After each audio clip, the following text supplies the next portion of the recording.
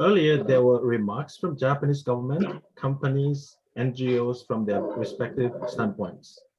Perhaps there were a few key points. One interesting point was that the emphasis on ethical migration from the Japanese embassy in Vietnam and the business side. So the responses include optimizing the cost of placement, increasing transparency of information, ensuring that ethical migration is implemented throughout the supply chain of large companies as well. It's really important and high time to establish ethical migration between two countries.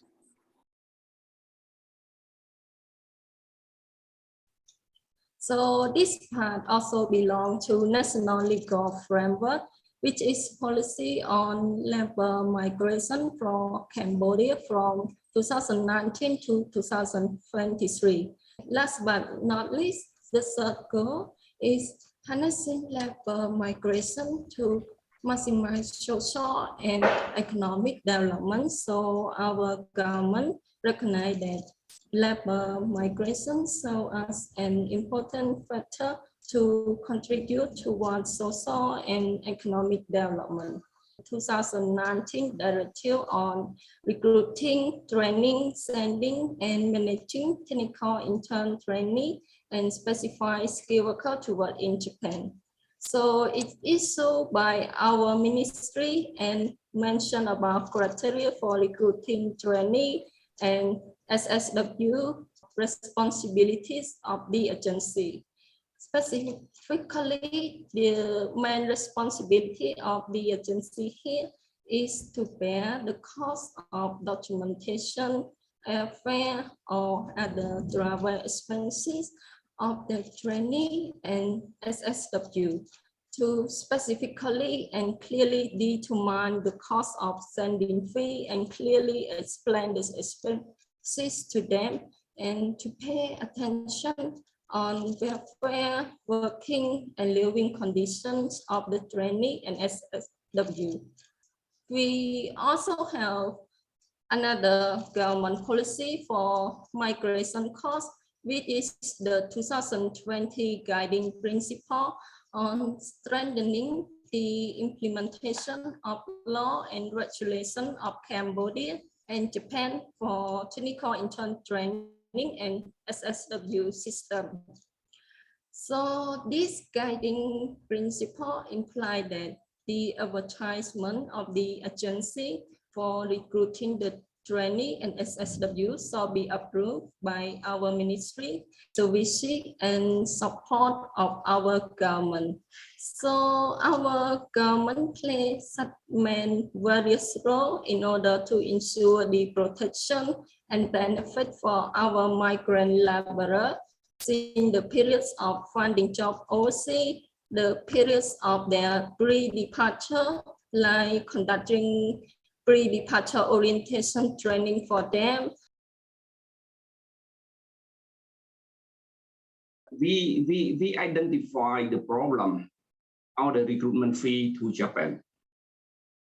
By the presentation of Asato-san this morning, we have no any recruitment fee cap, but it should be reasonable.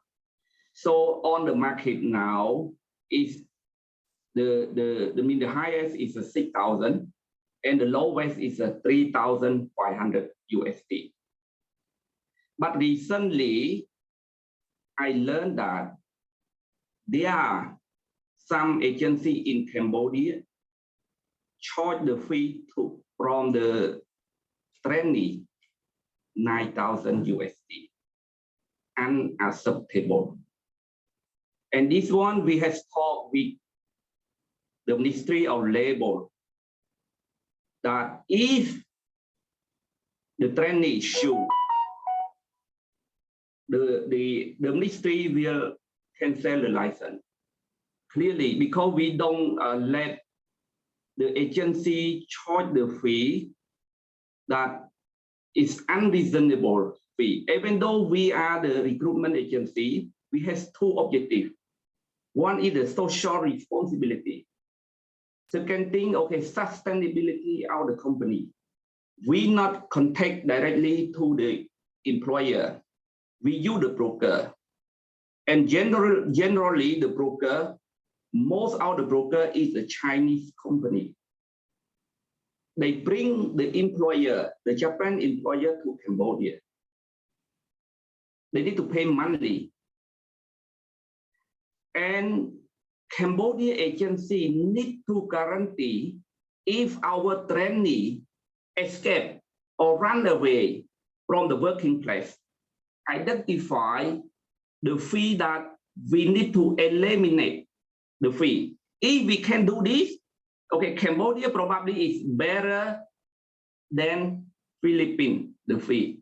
During the year 2020, for MEC and Accra, that was be supported by Triangle Project of ILO. Right now, we start on the monitoring and evaluation pilot project. Probably is conducted by end of this year and the year 2022. We will try to direct, recruit, and communicate with the candidate in Cambodia. So this one, we can cut out the recruitment fee. We will try to direct communicate with Japan employer by eliminate the broker.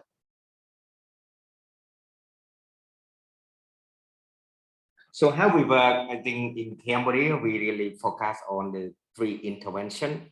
First, we work in the community to provide, to ensure the access and the secure migration for the prospective migrant workers. Especially, we work to support the community to access to information on the labor migration abroad. We also select and what we call the social ambassador. Social ambassador is the foremost of the migrant worker and also the local community. And then we select them from the community, and then we provide a TOT training for them. Japan become the 4th destination for Cambodian migrant worker. 9,195 migrant workers was recruited under the TITP program, and among that, 42% are female migrant workers. I think this is, the female migrant worker is almost represent 50% of the total migrant worker to Japan, and this is the reason need of specific consideration, especially on the right to reproductive health. I think 90% of the prospective migrant workers, when I talk to them, they borrow the money from the private money lender or microfinance institution in order to pay the recruitment fee. However, some migrant workers cannot pass the Japanese language test. Then those money, the private recruitment agency did not return back. And there is some case that we did already. My first recommendation about that is to request the government of Cambodia and also the private recruitment agency to make the effort to ensure that the information about the working condition, job, working condition, living condition, and also wage and other social benefit at the destination countries such as Japan were disseminated to the migrant worker in the community. It means that they can access all this information before they register with the private recruitment agency.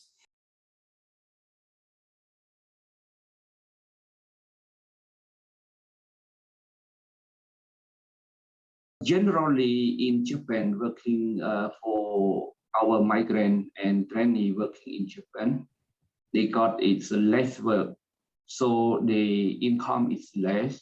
That's why, but we also lucky that was be supported by the Japan government also. We have one subsidy that our worker get all these subsidy, and we also get the subsidy from our government through our embassy. That our embassy will send the food, the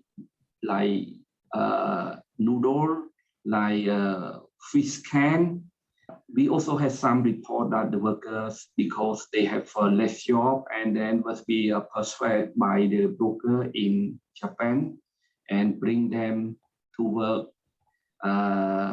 different place. For those staying in Japan, so far we cooperate with government of Japan, particularly OTIC.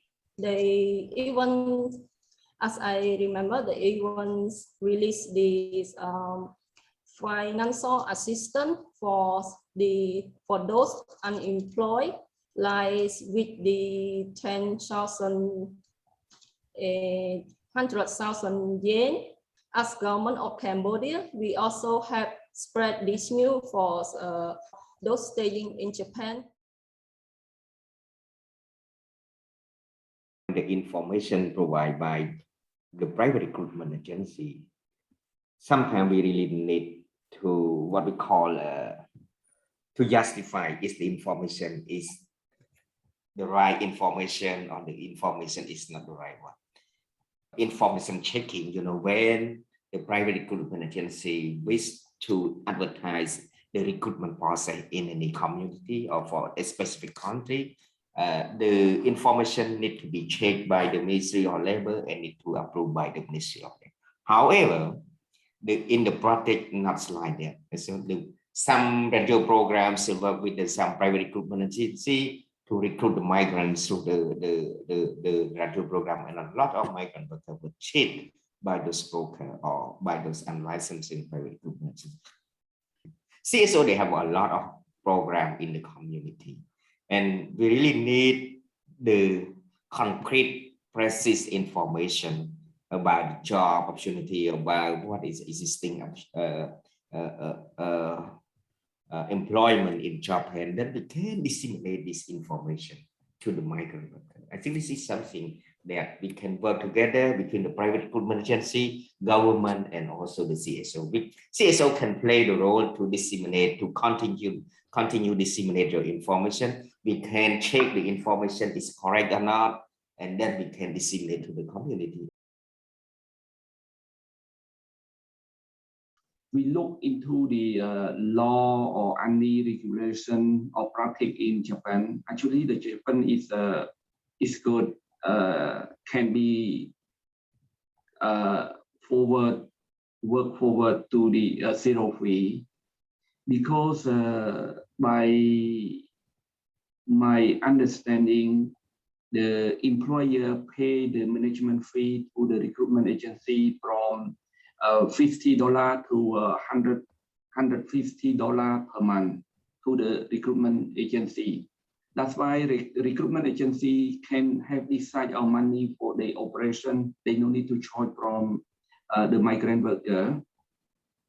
And for upfront fee that employer need to pay to take one worker or one trainee from Cambodia, they pay probably is around 3,000 USD. So if they pay the 3,000 USD to our Cambodian recruitment agency, I'm quite sure that the money is enough to cover the expense of the worker, plus the management fee that they need to pay monthly to the recruitment agency. I'm quite sure the recruitment agency would be happy we decide our money and will not charge any relative fee to our migrant worker. I'm quite sure that the recruitment agency, most of them, I thought most of them, it's not all of them, most of them has the good heart for doing the business. I used to sit down with them, sure that they will pity our Cambodian worker. Because we doing this business, we not only want the profit. I never think that the profit priority. I priority safe migration for our people, the same Filipino, and we look forward to zero fee for our worker. Yeah. This is something that we really want to know. What cost should be borne by the migrant worker? Which cost should be borne by the employer? And which cost should be charged by the private agency? And we really need to discuss, consult together in order to define the cost structure in a very transparent way. Like migrant can participate in the consultation process, private recruitment agency, employer, and also the government and CSO can do it.